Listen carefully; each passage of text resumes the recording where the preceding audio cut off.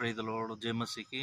ଆଉ ଏତେବେଳେ ମୋର ସାଙ୍ଗ ପିଲା ତାଙ୍କେ ମାନେ ଆମେ ପ୍ରାୟ ଏବେ 2 ବର୍ଷ ହେବ ରାଇଟ୍ 2 ବର୍ଷ ହେବ। ଆଉ ତାଙ୍କ ସହିତ ମୁଁ ଦିନେ ଆମର ବସ୍ ଷ୍ଟାଣ୍ଡରେ ମିଶିଥିଲି ଭାଇ ସହିତ, ଆମ ରାୟଗଡ଼ା ବସ୍ ଷ୍ଟାଣ୍ଡରେ। ଆଉ ସେ ଭାଇକୁ ମୁଁ ଯୀଶୁଙ୍କ ବିଷୟରେ କହିଥିଲି, ଆଉ ଟ୍ରାକ୍ ଗୋଟେ ଅଲଗାଟା ଦେଇଥିଲି। ବର୍ତ୍ତମାନ ଏବେ ମୁଁ ତାଙ୍କୁ ଦେଇଛି ଈଶ୍ୱରଙ୍କୁ ଜାଣିବା କିପରି, ସେଇ ଆଉ ଟ୍ରାକ୍ଟ ମୁଁ ତାଙ୍କୁ ଦେଇଛି। ଏବଂ ସେ ଭାଇ କିଛି କହିବେ, ଆପଣମାନେ ଶୁଣିବେ ତାଙ୍କ ମୁଖରୁ। Okay brother, please. ସର୍ବପ୍ରଥମେ ତ ମୁଁ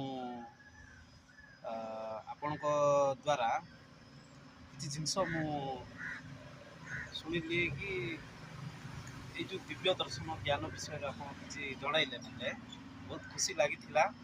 ସେଇ ସମୟରୁ ହିଁ ଆପଣ ମୋତେ ସବୁବେଳେ ପ୍ରଭୁଙ୍କ ବିଷୟରେ ହଉ କିମ୍ବା ଏଇ ମାନେ ସଂସାର ବିଷୟରେ, ସଂସାର ଅର୍ଥ ଆମ ଏ ସରାଉଣ୍ଡିଂ, ତ ଭଲ ଲାଗିଲା ଆପଣଙ୍କର ଏଇ ଯେଉଁ ସ୍ପିରିଚୁଆଲ ଆଧ୍ୟାତ୍ମିକ ବିଚାରଧାରା ପ୍ରତ୍ୟେକଟି ମଣିଷ ଜୀବନରେ ରହିବା ନିହାତି ଦରକାର।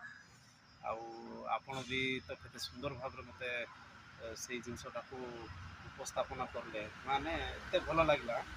ଦେଖୁଛି ମୁଁ ବି ଆଗାମୀ ଦିନରେ ପ୍ରଭୁ ତ ଅଛନ୍ତି, ପ୍ରଭୁଙ୍କୁ ଆମେ ଜାଣିବା ନିହାତି ଦରକାର ସିନା, କିନ୍ତୁ ଜାଣିବାକୁ ହେଲେ ଆମକୁ ସେଇଭଳିଆ ସୌଭାଗ୍ୟ ବି ଥିବା ଦରକାର। ତେଣୁ ନିହାତି ଭାବରେ ଦିନେ ଏମିତି ବି ସୌଭାଗ୍ୟ ଆସିବ, ପ୍ରଭୁଙ୍କୁ ନିହାତି ଭାବରେ ଆମେ ଜାଣିବା। Thank you brother. ମୁଁ ଆପଣଙ୍କ ପାଇଁ ସଦାବେଳେ ପ୍ରାର୍ଥନାରେ ରଖିଛି।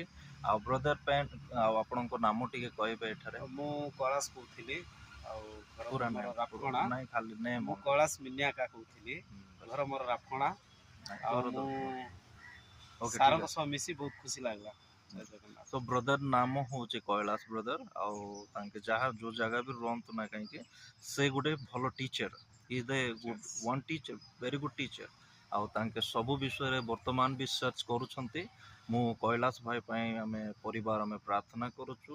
ଆଉ ଆପଣମାନେ ବି ପ୍ରାର୍ଥନା କରିବେ ବୋଲି ଆମର ଏଇ ଛୋଟ ଭିଡ଼ିଓ ରହିଛି, ଆପଣମାନେ ଦେଖି ପ୍ରାର୍ଥନା କରିବେ। Thank you so much.